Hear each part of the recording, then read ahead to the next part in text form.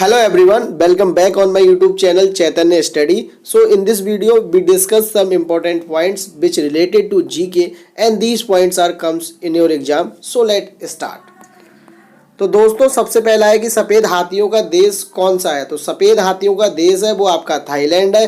Thailand की capital आप याद रख सकते हैं। थाईलैंड की जो कैपिटल है वो है आपकी बैंकॉक। कौन सी है? बैंकॉक। यहाँ थाईलैंड की कैपिटल है, ये आपको याद रखना है। ठीक है, आगे चलते हैं।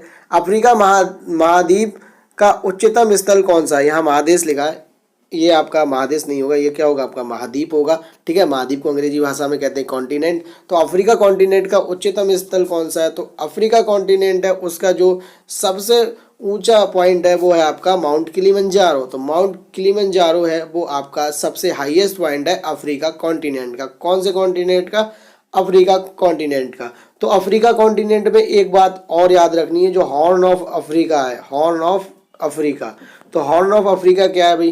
कि जो अफ्रीकन कंट्रीज हैं उनका अगर आप मैप देखेंगे अफ्रीका का तो कुछ इस टाइप से शेप बनी होती है। ठीक है, तो वहाँ पर जो कंट्री हैं उनको कहते हैं हॉर्न ऑफ अफ्रीकन कंट्री। तो इनका नाम आ सकता है कौन कौन सी कंट्री हैं जो हॉर्न ऑफ अफ्रीका में। आप मैप में जाइए, मैप में जाकर देखिए कि हॉर्न ऑफ अफ्रीका में कौन कौन सी कंट्री आती है। जैसे मैं आपको बताना चाहूँगा कि हॉर्न ऑफ अफ्रीका में है आपकी आती है सोमालिया आती है, सोमालिया आती है, ठीक है, और आपकी इथोपिया आती है और कुछ और भी कंट्री आती हैं। उन्हें आप मैप में एक बार देख लीजिए, अफ्रीका कॉन्टिनेंट को देख लीजिए, माउंट किलिमंजारो को देख लीजिए, आपकी जो नॉलेज है पूरी हो जाएगी। ठीक है, तो आगे चलते हैं दोस्तों। तो किस रेगिस्तान में अत्यधिक मात्रा में स्वर्ण भंडार पाया जाता है? तो स्वर्ण भंडार आपको बताना है कि कौन से रेगिस्तान में, कौन से डिजर्ट में सबसे ज़्यादा पाया जाता है। तो ये आटाकामा का मरुस्थल है, यहाँ पर सबसे ज़्यादा आपका स्वर्ण पाया जाता है, यानी कि गोल्ड पाया जाता है। भारत में सबसे बड़ी मानव निर्मित झील गोविंद बल्लभ पंत सागर झील है। तो भारत में सबसे बड़ी जो मानव निर्मित झील है यानी कि जो लेक है वो सबसे बड़ी कौन सी है? वो है आपकी गोविंद बल्लभ पंत सागर झील। ठीक है, आगे चलते हैं। जो आपका गोरखपुर जंक्शन है, दुनिया का सबसे लंबा रेलवे प्लेटफॉर्म भारत का गोरखपुर जंक्शन है, जो कि 1355.40 मीटर लंबा है। तो सबसे लंबा रेलवे स्टेशन गोरखपुर जंक्शन है। कौन सा है? गोरखपुर जंक्शन। भारत की सबसे लंबी नहर आपकी इंदिरा गांधी नहर है। तो इंदिरा गांधी नहर आपकी सबसे बड़ी नहर है। इंदिरा गांधी भारत की पहली महिला प्रधानमंत्री थी, ये बात आपको याद रखनी है। ठीक है, कौन? इंदिरा गांधी। तो विश्व में सबसे पहली महिला प्रधानमंत्री कौन थी? मैंने आपको प्रीवियसली वीडियो बताया था, एक बार फिर से बता रहा हूँ। श्री मावो भंडार नायके, जो कि श्रीलंका की थी, वो पहली प्रधानमंत्री थी विश्व की। ठीक है, श्रीलंका की कैपिटल याद रख लीजिए कोलंबो और श्री राज्यवर्धने कोट्टे, श्री राज्यवर्धने कोट्टे। ठीक है, और हम्बनटोटा एयरपोर्ट का आपने नाम सुना होगा। ठीक है, किसका? हम्बनटोटा, वो भी आपका श्रीलंका में है। आगे चलते हैं दोस्तों कि खारे पानी की सबसे बड़ी झील कौन सी है? तो खारे पानी की जो सबसे बड़ी झील है वो है आपकी सांबर झील। कौन सी झील है? सांबर झील सबसे बड़ी झील है खारे पानी की। एलपीजी में गंध के लिए कौन सी गैस मिलाई जाती है? तो एलपीजी में जो गंध आती है वो कौन सी गैस होती है? वो होती है आपकी मिथाइल मरकैप्टन। मिथाइल मरकैप्टन ये आपकी होती है गैस। इसका नाम याद रख लीजिए, पेपर में आया हुआ क्वेश्चन है, मिथाइल मरकैप्टन। ठीक है, आगे चलते हैं। भारत के किस प्रधानमंत्री ने जय विज्ञान का नारा दिया था? तो जय जवान जय किसान हर किसी को पता होता है कि लाल बहादुर शास्त्री ने दिया था। और लाल बहादुर शास्त्री की जो डेथ हो गई थी वो कहाँ हुई थी? वो हुई थी ताशकंद में। और जय विज्ञान का जो नारा दिया है वो अटल बिहारी वाजपेयी जी ने दिया है। किसने दिया है? अटल बिहारी वाजपेयी जी ने ये आपकी दी है। ठीक है, क्या नारा दिया है? ये आपका दिया है जय विज्ञान। तो जय विज्ञान का स्लोगन है वो किसने दिया था? वो दिया था आपके अटल बिहारी वाजपेयी ने, अटल बिहारी वाजपेयी जी ने। तो अटल बिहारी वाजपेयी का जन्म कहाँ हुआ था? ये आ सकता है कि क्वेश्चन, क्योंकि बीजेपी की गवर्नमेंट है और हर गवर्नमेंट अपने मेन लीडर को लेके चलती है। तो एमपी के थे आपके अटल बिहारी वाजपेयी। कहाँ के थे? अटल बिहारी वाजपेयी आपके एमपी के थे। और आपके अटल बिहारी वाजपेयी कहाँ से बिलोंग करते थे? एक बार और बताऊंगा आपके लिए, मध्य प्रदेश से बिलोंग करते थे। ठीक है, आगे चलते हैं। संविधान सभा के स्थायी अध्यक्ष कौन थे? तो संविधान सभा के जो स्थायी अध्यक्ष थे वो कौन थे? वो थे आपके डॉक्टर राजेंद्र प्रसाद। और अस्थायी सदस्य अध्यक्ष कौन थे? ये बात आपको याद रखनी है। तो अस्थायी थे आपके सच्चिदानंद सिन्हा। तो सच्चिदानंद सिन्हा को भैया क्यों बनाया गया था? कि इन्हें अस्थायी अध्यक्ष बना दिया जाए और राजेंद्र प्रसाद को स्थायी अध्यक्ष बना दिया जाए। तो भैया पहली बार जब कॉन्स्टिट्यूशनल असेंबली बैठी थी, तो कॉन्स्टिट्यूशनल असेंबली थी वो कब बैठी थी? वो आपकी बैठी थी 19 दिसंबर को। कब बैठी थी? 19 दिसंबर को। तो फ्रांस में एक रूल है कि जो सबसे बुजुर्ग व्यक्ति होता है वो पहली बार अध्यक्ष बनता है। तो इसीलिए सबसे बुजुर्ग थे वो आपके थे सच्चिदानंद सिन्हा, इसीलिए बनाया गया है इन्हें अध्यक्ष। ठीक है, ये बात आप याद रख लीजिए। स्थायी सदस्य स्थायी अध्यक्ष कौन थे? वो थे आपके डॉक्टर राजेंद्र प्रसाद। तो डॉक्टर राजेंद्र प्रसाद आ सकता है कि कहाँ से बिलोंग करते थे, कि कौन सी कॉन्स्टिट्यूंसी से आते थे? तो ये आते थे बिहार से। कहाँ से आते थे? बिहार से आते थे और बहुत बड़े शिक्षाविद थे। कौन थे? शिक्षाविद, यानी कि एजुकेशन फील्ड से बिलोंग करते थे आपके डॉक्टर राजेंद्र प्रसाद और बिहार से मिलनी थे। आगे चल लेते हैं दोस्तों। अशोक ने कलिंग पर कब आक्रमण किया? बहुत ही हॉट फेवरेट क्वेश्चन है। तो कलिंग पर जो आक्रमण किया था वो किया था 261 ईसा पूर्व। ये वर्तमान में कहाँ है? तो वर्तमान में उड़ीसा साइड है कलिंग। ठीक है, ये बात याद रख लीजिए। अशोक। वास्को डिगामा भारत कब आया था? तो वास्को डिगामा भारत में 1498 में आया था। कब आया था? 1498 में आया था। तो क्रिस्टोफर कोलंबस का भी नाम याद रखिए। क्रिस्टोफर कोलंबस थे, उन्होंने अमेरिका की खोज की थी और वास्को डिगामा ने करी थी आपकी भारत की। ये 1498 में थी और वो 1492 में थी। कब थी? 1492 में। ठीक है, ये बात आपको याद रखनी है। और ये कौन से बंदरगाह पर उतरे थे? तो ये कालीकट बंदरगाह पर उतरे थे। और कौन से पथ प्रदर्शक ने इन्हें रास्ता दिखाया था? तो जेमेरिन नाम का एक व्यक्ति था, जेमेरिन। इस व्यक्ति ने इन्हें रास्ता दिखाया था। और यहाँ से जो काली मिर्च ये लोग ले गए थे, वास्को डिगामा काली मिर्च ले गए थे और उनकी यात्रा में जितना खर्च आया था उससे बहुत ज़्यादा का इन्हें प्रॉफिट उसे बेचने में हुआ था। ठीक है, तो इतनी बात बताई। किसके दिशा निर्देश पे मतलब बताया गया था रास्ता? तो बताया था जेमेरिन ने। काली मिर्च को वहाँ जाके सेल कर दिया, बहुत ज़्यादा प्रॉफिट हुआ और 1492 में आए थे और कालीकट पे आए थे। ठीक है, इतनी बात है, आपको याद रखना है। आगे चल लेते हैं दोस्तों। सिकंदर कहाँ का शासक था? तो सिकंदर था वो आपका मैक्डोनिया का शासक था और इनकी माता का नाम ओलंपिया था और पिता का नाम फिलिप था। तो माता का नाम क्या था? ओलंपिया। ठीक है, ओलंपिया था माता का नाम, ओलंपिया। और आपके पिता जो थे सिकंदर के, वो कौन थे?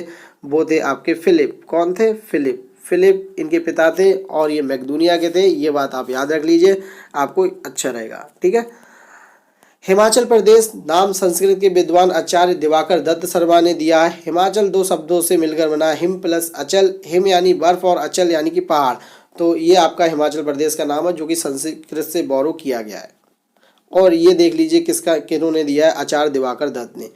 ये आपका सिस्मोग्राफ है। सिस्मोग्राफ क्या होता है? ये आपके जो भूकंप आता है यानी कि अर्थक्वेक आता है उसको बताता है, कि बल बताता है और उसकी दिशा को बताता है। ठीक है, इसे रिक्टर स्केल पे नापते हैं और रिक्टर स्केल होता है वो आपका लॉगरिथम पर बेस होता है। लॉगरिथम यानी कि लॉग, ये जो 10 की पावर में यूज़ किया जाता है उसमें। तो इसमें जो इंटेंसिटी बढ़ती है वो 10 की पावर में बढ़ती है। यहाँ 1 2 3 नहीं बढ़ता है, यहाँ 10⁻1 10⁻2 इस तरह से बढ़ता है। ठीक है, तो सिस्मोग्राफ किस पर बेस्ड है? लॉगरिथम पे बेस है। और किसको नापने में किया जाता है? तो भूकंप की तीव्रता नापने को किया जाता है। तो आपको एक बात और याद रखनी है, एपीसेंटर क्या होता है? एपीसेंटर जो भूकंप का होता है। तो एपीसेंटर या अभिकेंद्र क्या होता है? कि जहाँ पर सबसे पहले भूकंप का झटका महसूस किया जाता है दोस्तों, उसे हम कहते हैं एपीसेंटर। क्या कहते हैं? एपीसेंटर। ओके, आगे चल लेते हैं। तो oscilloscope cathode ray tube screen display पर दोलन देखने का उपकरण है। तो दोलन देखने का ये आपका उपकरण है, इसका नाम देख लीजिए। ठीक है, हीराकुंड डैम दुनिया का सबसे लंबा डैम है। तो दुनिया का सबसे लंबा डैम कौन सा है? ये आपका हीराकुंड है। हीराकुंड है जो उड़ीसा में संबलपुर जिले के महानदी रिवर पर आपका है। ठीक है, तो हीरा कहाँ पर है? महानदी पर है। हीरा कहाँ पर है? हीरा आपका याद करने के लिए याद कर लीजिए, हीरा महानदी पर है। हीरा महानदी पर है। हीरा महानदी पर है। ठीक है, और सबसे बड़ा बांध है, ये आपको याद रखना है। और किस पर है? उड़ीसा में है। हीरा कुंड बांध है वो आपका महानदी रिवर पर उड़ीसा में है, ये बात याद रख लीजिए। तो आपका कैसोग्राफ है पौधों में वृद्धि नापने का उपकरण होता है, और इसको जो बनाया था कैसोग्राफ के लिए इंपॉर्टेंट है, कैसोग्राफ जो बनाया था वो आपका जगदीश चंद्र बसु ने बनाया था। ये क्या होता है, ये पौधों की लंबाई नापने में, पौधों में वृद्धि और पौधे लिविंग थिंग्स हैं या नहीं है उसको नापने में किया गया था।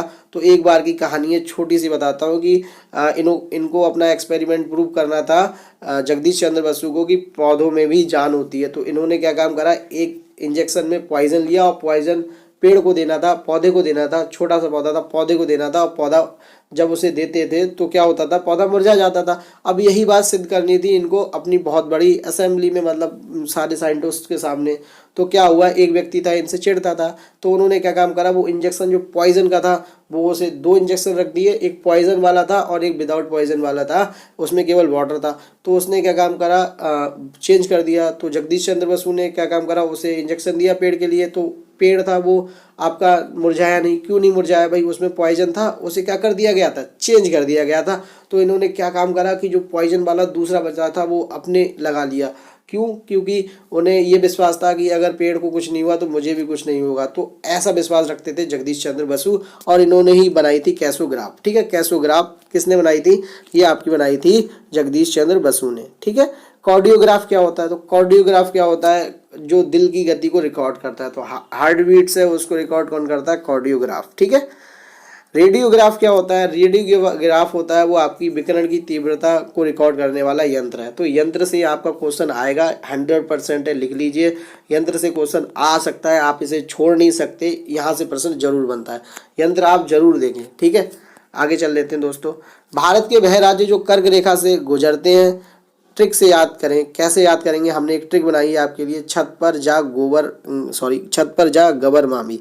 तो छत पर जा गबर मामी, तो कैसे याद करें, छा से छत्तीसगढ़ हो गया, त्रा से त्रिपुरा हो गया, पर से आपका हो गया, पर में कुछ नहीं आएगा, और जा से आएगा झारखंड, गबर से आएगा गुजरात और बंगला, और रा से आएगा राजस्थान, मामी से आएगा मध्य प्रदेश और मिजोरम। तो दोबारा समझा देता हूँ, ये क्या लिखा हुआ है, छत पर जा गबर मामी। तो छा से छत्तीसगढ़, ठीक है, ता से त्रिपुरा,